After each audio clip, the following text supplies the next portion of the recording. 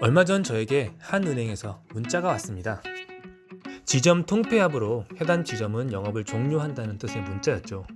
우리 주변에 흔히 보이던 은행들이 최근에는 찾아보기 쉽지 않습니다. 이건 느낌적인 느낌이 아니라 실제로 은행 점포수는 줄어들고 있습니다. 2012년 7,702개였던 우리나라 은행 점포수는 지속적으로 축소되어 2019년 6,708개가 되었습니다. 약 1,000개의 점포가 문을 닫은 셈인데요. 현재 올리브영이 전국에 약 1,260개 정도 매장이 있는데 쉽게 말해 전국에 있는 올리브영 매장이 모조리 폐업을 했다고 볼 수 있는 겁니다. 이러한 현상은 비단 한국에만 일어나는 현상이 아닙니다. 미국이나 독일, 이탈리아 등 많은 나라에서 일어나고 있습니다. 또한 오프라인 대형마트를 중심으로 유통업을 해오던 유통공룡기업들도 지속적인 구조조정을 실시하고 있습니다. 이러한 시점에서 오늘은 우리의 산업, 특히 서비스 산업이 향후 어떻게 변화할 것인지를 알아보고 이를 통해 어떠한 일자리가 소멸하고 새롭게 나타날지를 볼 것입니다. 왜 서비스 산업이냐고요? 우리나라 일자리의 70%가 서비스 산업이거든요. 지난 몇 년 동안 우리는 4차 산업혁명, 디지털 트랜스포메이션이라는 단어를 심심찮게 들어왔습니다. 그렇지만 사실 4차 산업혁명이 정확히 뭘 의미하는지는 아직도 그 정의가 명확하지 않은 상태인데요. 그래도 보편적으로 공감하는 것들은 네트워크, 로봇, 스마트 기기, 빅데이터, 인공지능, 블록체인, 가상현실과 증강현실, 바이오 등을 의미하죠. 이보다 조금 더 전으로 시대를 옮겨보면 우리는 대략 2010년을 전후로 공유경제라 일컫는 서비스 모델들이 전 세계적으로 폭발적인 성장을 했습니다. 우버나 리프트, 에어비앤비, 위워크 등의 모델이 바로 공유경제에 해당하죠. 한국 기업이 하나도 없네요. 그리고 플랫폼 비즈니스라고 불리는 것들도 있습니다. 대표적으로 아마존이나 알리바바 같은 기업이네요. 사실 공유경제를 기반으로 하든 플랫폼을 기반으로 하든 그리고 4차 성명에 해당하는 사업이든 코로나가 터지면서 갑자기 툭 튀어나온 것들은 아닙니다. 원래부터 사회에 조용히 스며들어 있었죠.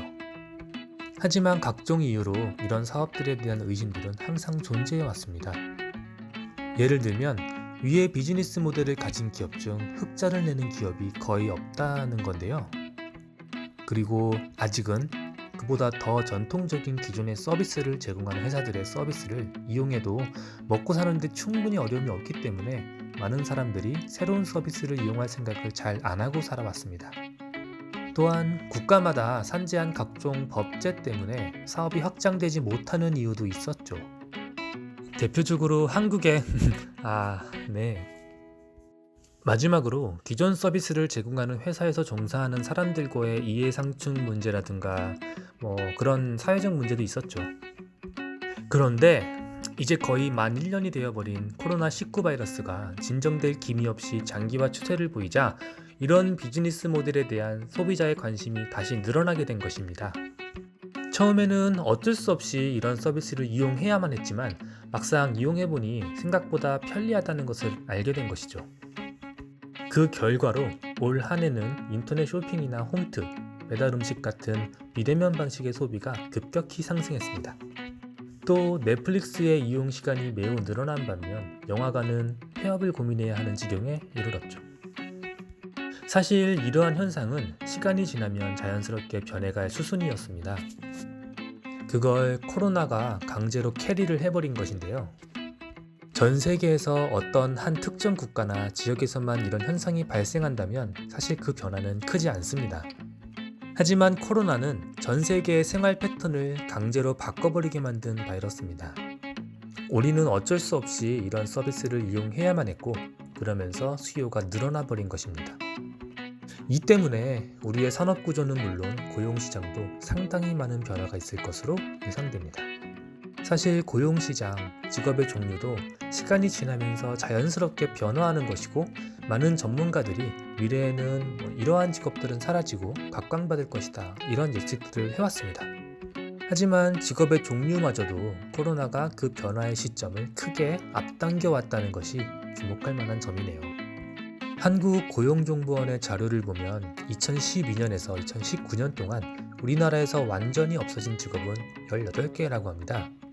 그리고 외국의 자료들과 함께 다수의 보고서를 종합하여 빠른 시일 내에 사라질 직업을 정리해보니 컴퓨터나 로봇을 활용 가능한 자동화 업무가 가능한 전화교환수, 타이피스트, 계산원, 주차관리원, 경비원 등이, 그리고 빅데이터와 인공지능의 확산으로 영향을 받는 번역가, 회계사, 투자상담사, 보험심사 담당자 등이, 그리고 코로나 때문에 앞당겨진 비대면 소비에 따라 은행 텔러, 판매 관련 종사자, 우편 배달원, 영사기사 등이 사라질 직업에 해당되었습니다. 그러나 다른 한편에서는 새로운 기술로 인한 사업 모델이 제공되면서 과거에 없었던 새로운 직업이 생기기도 하는데요. 프론트엔드 엔지니어, 데이터 과학자, 데브옵스 엔지니어, 데이터 엔지니어, 데이터 분석가 등 데이터를 활용하는 직업군과 언어 재활사, 작업치료사, 헬스케어 컨설턴트와 같은 아직은 로봇이나 인공지능으로 대체하기 어려운 직업 등이 과거에는 존재하지 않았거나 하나의 직업으로 구분되기 어려웠던 직무 수준이었던 직업들이 앞으로 최고의 직업이 될 것으로 전망되었습니다. 또 드론 조종사, 빅데이터 전문가, 인공지능 엔지니어, 블록체인 개발자, 디지털 문화재 복원 전문가 등은 새롭게 생겨날 직업이라고도 볼 수 있겠군요. 코로나의 장기화로 유통, 항공, 여행, 호텔, 음식업 등이 심각하게 타격을 받아 해당 업종에 종사하던 수많은 사람들이 현재 쉬고 있거나 직업을 잃었습니다. 게다가 대기업들이 매년 실시하던 공채마저도 줄이거나 폐지하고 외국처럼 수시 채용 제도로 전환하려는 움직임도 보이고 있고요. 우리는 이러한 일자리의 변화 흐름에 기업이든 근로자든 아니면 취준생이든 신속하게 대비해야 합니다. 사라질 직업에 대해서는 다음 직업으로 전환할 수 있는 교육을 받아야 하며 새롭게 생겨날 직업에서 요구하는 능력을 갖춰 앞으로 변화할 산업과 고용시장에 적합한 인재가 되도록 정신 똑바로 차리고 살아야 되겠네요.